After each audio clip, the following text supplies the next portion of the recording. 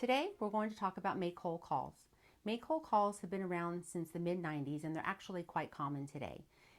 Make-whole call features can be used on bullet structures, which are bonds that are considered non-callable, as well as traditional callable bonds.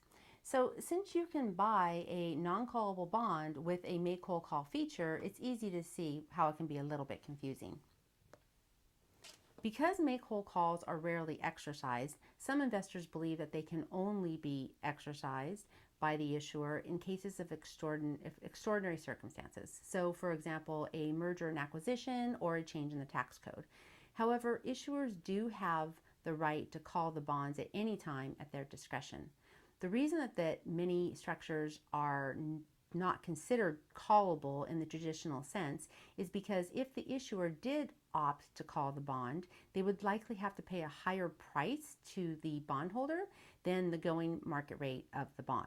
So they work something like this.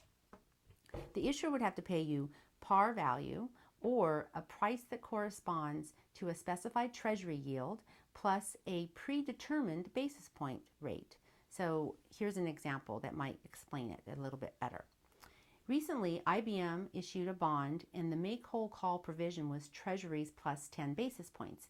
At the time of pricing, the bond came at treasuries plus 47 basis points. So the bondholder had a little bit of comfort that IBM wouldn't be quick to call the bond back because, again, if they did call it back, they would likely have to pay a higher price to the bondholder than the going market value of the bond.